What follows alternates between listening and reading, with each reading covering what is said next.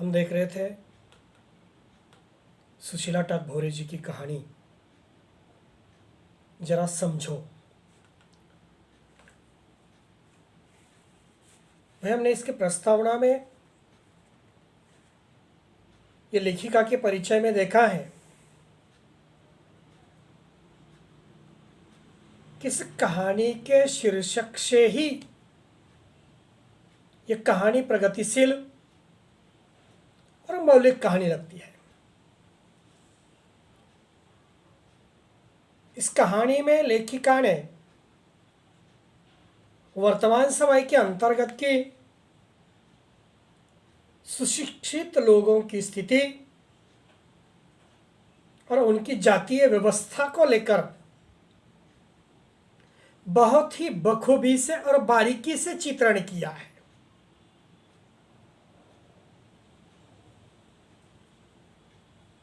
क्योंकि ये कहानी सामाजिक समता को स्थापित करते हुए आपसी भेदभाव को नष्ट करना चाहती है और नष्ट करके इस भूतल पर समानता का संदेश देना चाहती है। कहानी की शुरुआत ही नागपुर से है। कहानी की शुरुआत नागपुर से है।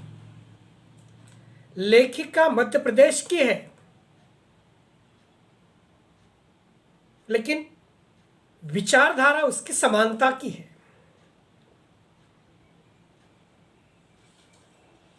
और हमने देखा था प्रस्तावना के अंतर्गत कि गाड़ियों के जो हॉर्न होते हैं या जो आवाज होती है, उस आवाज को लेकर लोगों को पहचानने की कोशिश जो होती है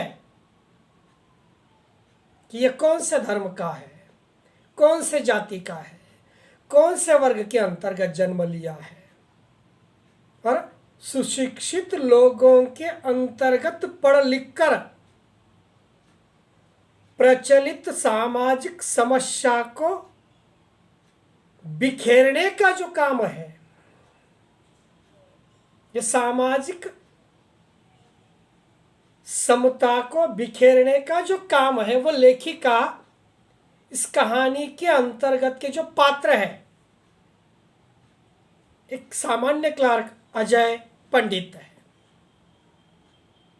जिसके पास 4 व्हीलर है।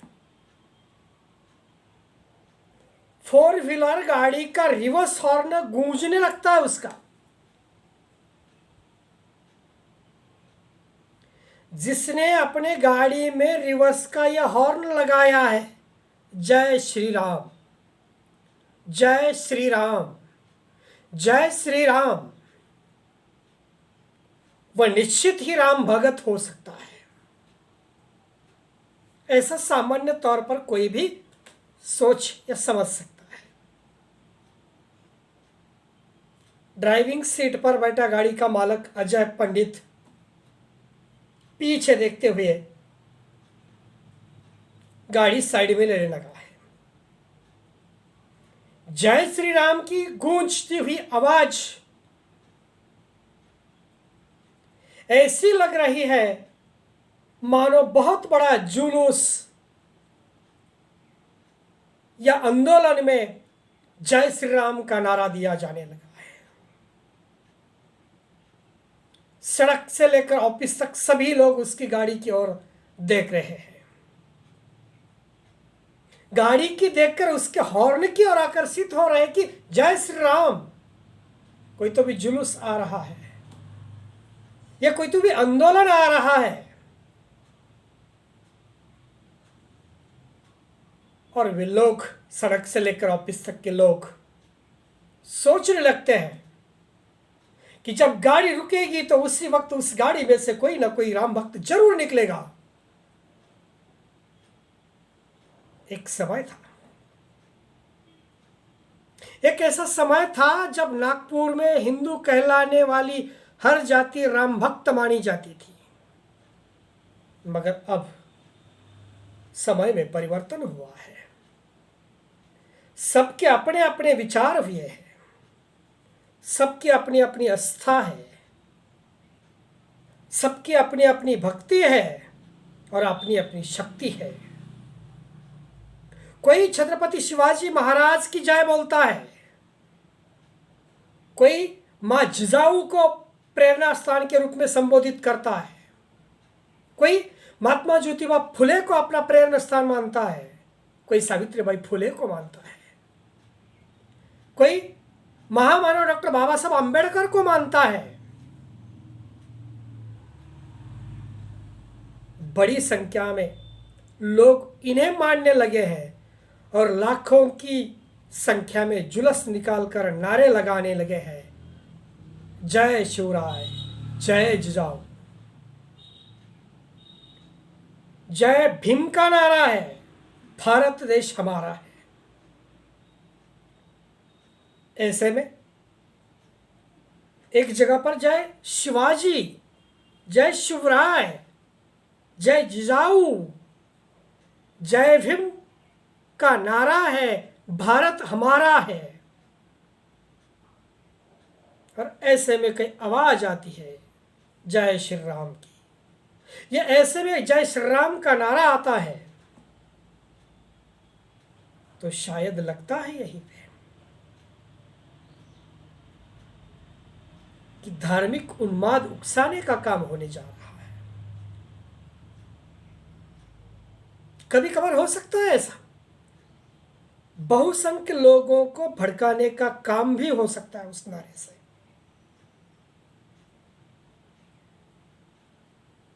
उस दिन एक दिन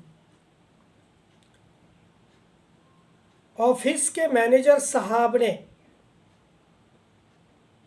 कोकणस्थ चित्तपावन ब्राह्मण है वे मैनेजर साहब, मैनेजर साहब ने अजय को समझाने वाले अंदाज में धीरे से कहा है, अजय ये हॉर्न इस तरह गाड़ी में मत लगाओ, कभी कोई दुर्घटना हो सकती है। लेकिन अजय इस बात को कुछ समझा नहीं है। उसने पूछा, मैनेजर साहब ने धीरे से कहा। अजय ने ऊंची आवाज में कहा, नहीं मैं ये नहीं कहता कि जय श्री राम बोलने से दुर्घटना होगी।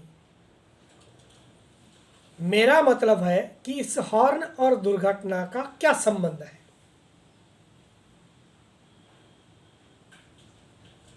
मैनेजर साहब ने इशारे से धीरे से बोलने के लिए उसे संकेत किया है। बहुत धीरे से कहा, अजय आप समय की नजाकत को नहीं जानते, जरा समझा करो भाई। फिर भी अजय पंडित समय की नजाकत वाली बात को समझता नहीं है। अपना सिर खुजलाते हुए वह अपने आप से बोलता है, गाड़ी मेरी है, मैं उसका मालिक हूं, मेरी मर्जी है, मैं गाड़ी में कौन सा हॉर्न लगाऊं, इससे दूसरों को क्या तकलीफ है। अजय एक सामान्य क्लार्क है, मगर उसके साथ मैनेजर साहब का जो व्यवहार है वो बहुत ही सम्मानपूर्ण और अपनेपन का है। वे हमेशा अजय से पूछते हैं, आप कोकणस्थ चित्तपावन ब्राह्मण है ना? अजय कहता है, कोकणस्थ चित्तपावन ब्राह्मण होने से क्या होता है? मैनेजर साहब अपनेपन से फिर भी उसे समझाने की कोशिश करते हैं, आप कोकण के हैं, इसका आपको अभिमान है क्या? इसका आपको अभिमान नहीं है क्या? आपको इसका अभिमान होना चाहिए। अजय सहजता से कहता है, सर, अभिमान होने से क्या होता है? अभिमान किस बात का? कहीं के भी हो सकते हैं, लेकिन मैनेजर साहब को यहां पे मुझे लगता है कि उनके बातों से कि उन्हें ब्राह्मण होने का गर्व है। वे समय को कोकन का चितपावन ब्राह्मण कहलाने वाला गर्व की बात मानते हैं, क्योंकि इसका अपना इतिहास है। चितपावन ब्राह्मणों का अपना एक इतिहास है।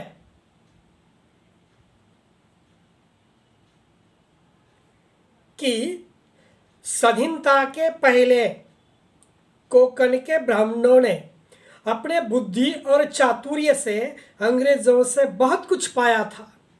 पद, मान, धन, वैभव, रंग, रूप, सौंदर्य आदि। मैनेजर साहब ने स्पष्ट कहा। आप समझे नहीं है? अभिमान होना चाहिए। आप कोकणस्थ चितपावन ब्राह्मण है, मैं भी कोकणस्थ ब्राह्मण हूं। हम परशुराम के वंशज हैं। वही परशुराम जिसने हिंदू धर्म की रक्षा के लिए 21 बार क्षत्रियों का नाश किया था, जिनके सामने वैश्य और शूद्र कुछ भी नहीं है। उस सनातन धर्म को मानने वाले हम अपनी परंपराओं की रक्षा करते हैं। हम सर्वश्रेष्ठ हैं। हम सबसे अधिक बौद्धिक तेज से संपन्न है। अपनी जाति और धर्म का अभिमान होना चाहिए। पढ़ लिख कर मैनेजर बड़े पद पर बैठे हैं, और बड़े पद पर बैठकर मैनेजर एक सामान्य क्लार्क से इसी प्रकार की बात कहते हैं, और इसी प्रकार की बात करते हुए शायद उस अजय पंडित को अपनी जाति, अपना धर्म यह बतलाने का काम वे कर रहे हैं। अजय बार बार उनकी बातों को टालता है। अजय ने एक बार में सारी बात स्पष्ट करने की दृष्टि से बताया। सर,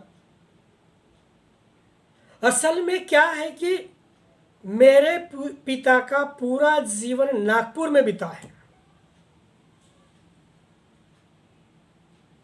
मैं भी नागपुर में ही 1958 से 58 में पैदा हुआ हूं। मेरे दादा भी कोकण में नहीं रहे। हाँ, उनके पिताजी यानी मेरे दादा के पिताजी कोकण से आए थे। मेरे